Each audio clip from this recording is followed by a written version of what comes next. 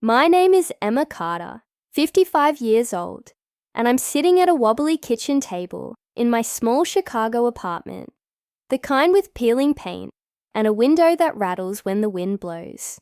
5 weeks ago, my life turned upside down with a single email. It came from a lawyer named Mr. Patel, informing me I'd inherited $5 million from my Uncle George, a man I hadn't seen since I was a kid. The moment I read those words, my heart didn't soar. It sank, heavy as a stone. I made a choice right then, cold and clear. My family would never know. Not my sister Aisha, not my nephew Tariq, not my cousin Bilal, who's been bleeding me dry for years. In my family, money isn't love. It's a weapon, sharp and ready to cut. I decided to test them. If they thought I was broke, who would stand by me? Who would vanish into the shadows? Who would show their true face? What I found shook me to my core. It changed everything. Don't forget to subscribe to the channel and comment where you're watching from. That night, the email still glowing on my laptop screen, I sat in the dark, a chipped coffee mug in my hands, the city's hum seeping through the walls. $5 million. After taxes, maybe $3 million, more money than I'd ever imagined. For a fleeting moment, I was the little girl from a cramped South Side apartment, dreaming of running through the streets, shouting to the world that I was free. But the woman I am now, weathered by years of family betrayals, knew better. I sipped the coffee, cold and bitter, and let the memories flood in. Aisha, my older sister, with her just a lone Emma, that never came back, $2,000 for her car, $1,500 for her vacation, always with a smile and a promise. Tariq, my nephew, who only called when his rent was late or his car needed fixing. Bilal, my cousin, with his endless schemes, restaurants that never opened, deals that always fell through, each one ending with his handout, his voice dripping with guilt. You're the stable one, Emma. You've got it together. I believed it once. Thought it was my role to carry them. I was wrong. When my husband David got sick, cancer, the kind that creeps up and steals everything, I saw their true colors. Hospital bills stacked up like bricks, crushing me. I sold our old car, drained our savings, worked double shifts at the diner until my knees ached. I called Aisha first. Sis, we're stretched thin, she said, her voice soft but final. Tariq promised to send something soon, but sent nothing. Bilal sighed into the phone. Wish I could help, but I'm in a hole myself. I sat by David's bedside, his hand cold in mine, and realized I was alone, except for Mrs. Rosa, my neighbor across the hall, who lived off Social Security and a widow's pension. She knocked on my door one evening, pressed $500 into my palm, and whispered, I wish it was more, Emma. Her eyes were wet, her hands trembling. That $500 paid for David's pain meds for a week. It wasn't the money, it was her heart. When David passed, none of them came to the funeral. Aisha sent a text. Sorry, stuck at work. Tariq called, late, mumbling excuses. Bilal showed up a week later, asking for gas money. Mrs. Rosa sat with me all night, her hand on mine, silent but present. The coffee mug was empty now, the apartment quiet, except for the faint drip of the kitchen faucet. I stared at the email, the numbers blurring. If I told them about the inheritance, I knew what would happen. They'd circle like wolves, each with their sob stories, their urgent needs, their promises to pay me back. It wouldn't be a gift, it'd be a leash. I set the mug down with a soft clink and made my decision. Silence was my shield. The next morning, sunlight crept through the blinds, painting stripes across the worn linoleum floor.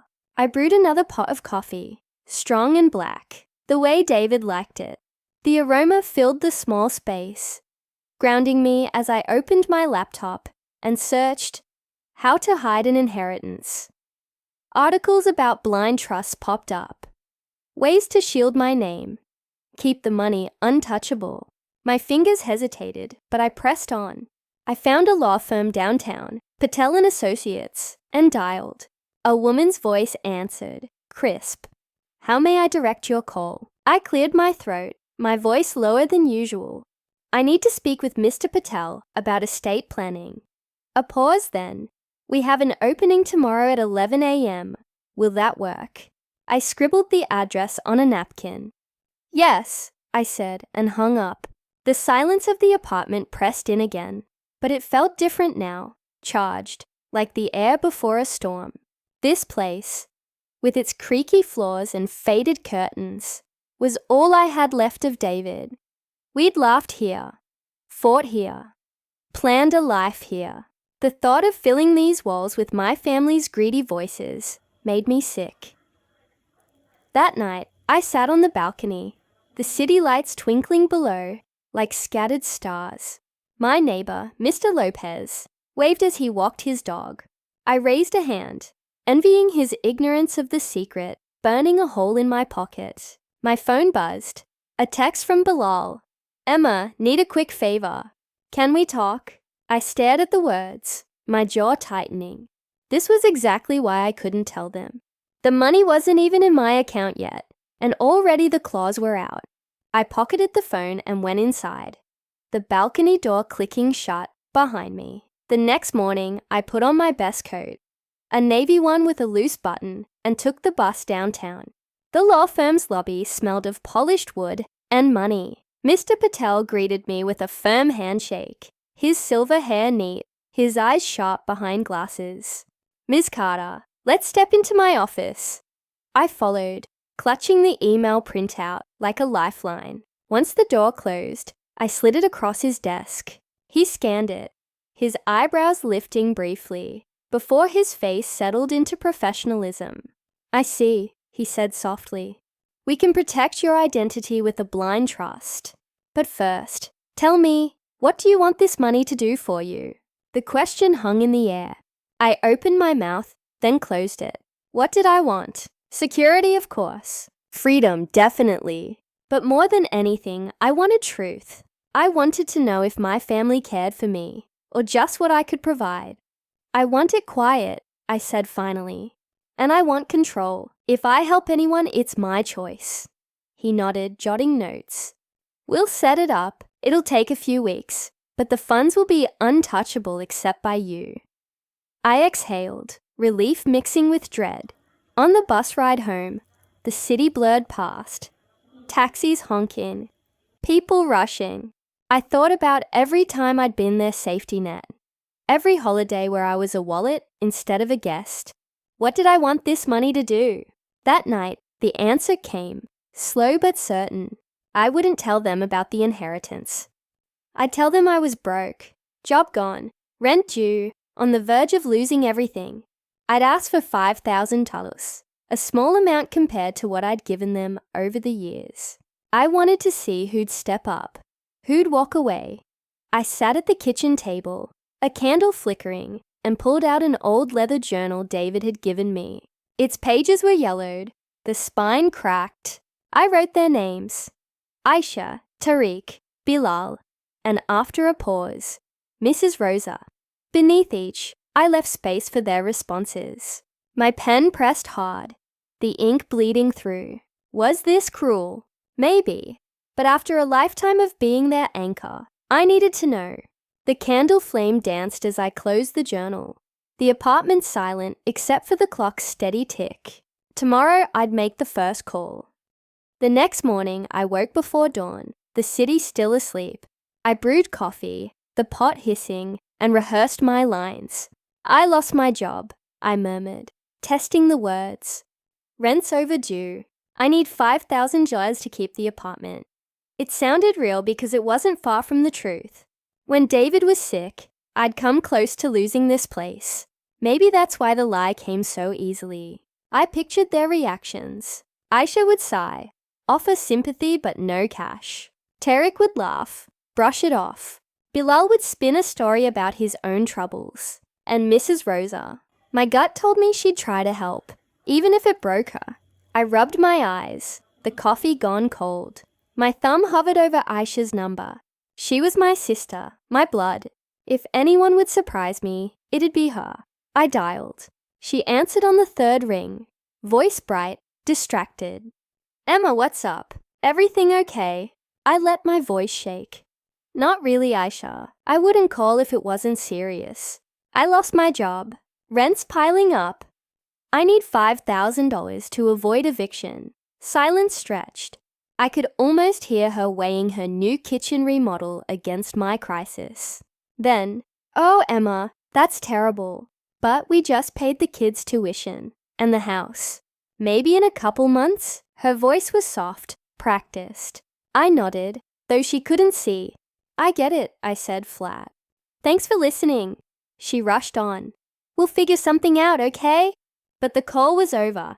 I opened the journal, wrote, Aisha, sympathy, excuses, no commitment. The words stung more than I expected. Next was Tariq. He answered, rushed, music blaring in the background. Aunt Emma, you good? I repeated the story, my voice heavier now. He laughed sharp. Damn, that's rough. But I'm broke too. New car, new place. Maybe sell some stuff. I reminded him of the $3,000 I sent for his business idea last year. He coughed, awkward. Yeah, that was different. You'll figure it out, Aunt Emma. You always do. Journal. Tariq. Deflection. No help. My hand shook as I wrote, the candle flickering. By afternoon, the weight of their refusals pressed on my chest. I paced the apartment, the floor creaking under my steps. I almost didn't call Mrs. Rosa, afraid of what her answer might mean. If she failed me, it'd hurt more than the others combined. But fairness demanded it. I dialed, my heart pounding. Her voice was warm, worried. Emma, what's wrong? I told her the story, my voice breaking for real this time. She didn't hesitate. I've got $2,000 saved. It's yours. You've always been there for me. Tears burned my eyes. Rosa, I can't take it. She cut me off, firm. Family helps family. Take it. I whispered, thank you, and hung up. Journal, Mrs. Rosa, offered all she had, no hesitation. Her words were a balm and a wound, proof that love existed, but rare. For days, I carried those answers, each one a stone in my pocket.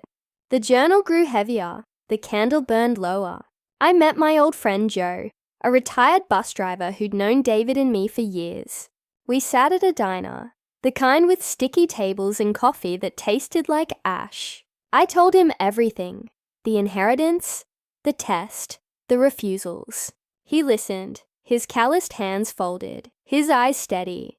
Emma, he said, you're tearing yourself apart for the truth. Be ready for what it shows you. Once you see it, you can't unsee it. I nodded, my throat tight. I need to know. He leaned back. Then keep going, but record it. Not for them, for you. So when they try to twist it later, you've got proof. He slid a small digital recorder across the table. Use it. Don't tell them. I turned it over in my hands, its weight heavier than it looked. Thanks, Joe, I said. He waved it off. I've seen families like yours. They'll bleed you dry and call you selfish for saying no. That night, I sat at the table, the recorder blinking red, and called Bilal. He answered, all charm. Emma, long time. What's good? I didn't soften it.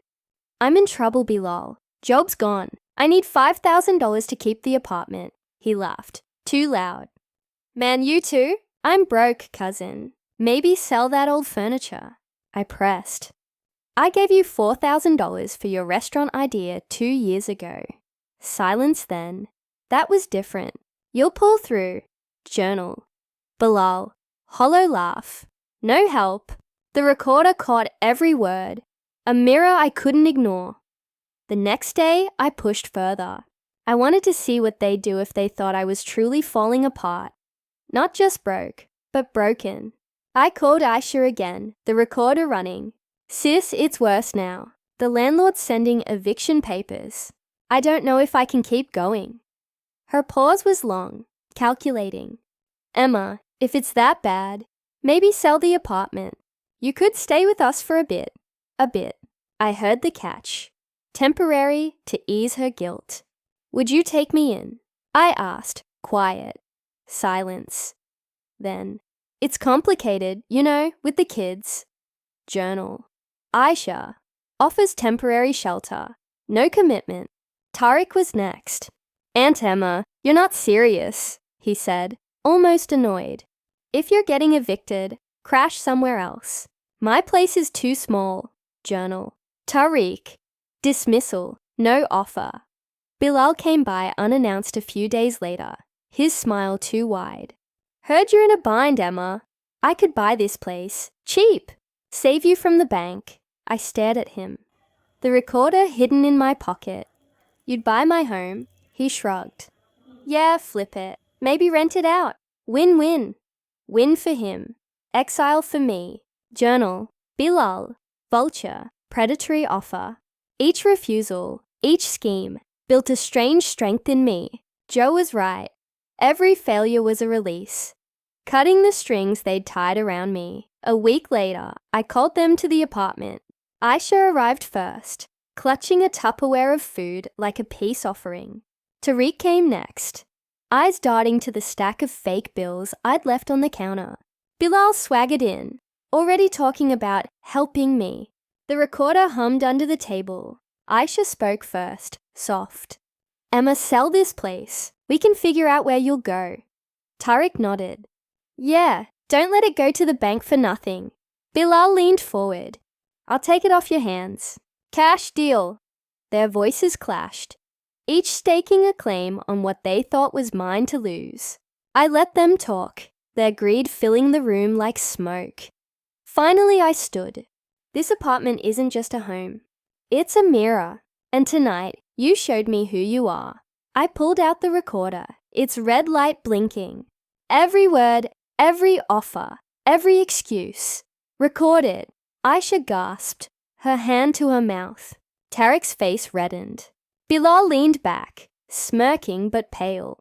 I continued, voice steady. 5 weeks ago, I inherited $5 million. I didn't tell you. I wanted to see who'd stand by me if I had nothing. And now, I see who you are when you think I have everything. Tariq stood, shouting, You tricked us. Aisha's eyes filled with tears. Emma, why would you do this? Bilal sneered. So you're cutting us out? I walked to the door, rain lashing outside. Yes, I said. Nothing. They left one by one. Aisha lingered, whispering, I'm sorry. I met her eyes. You chose, Aisha. Now I choose. The apartment was silent after they left. The candle burned to a stub. I locked the money in a trust the next day. Part went to a library in David's name.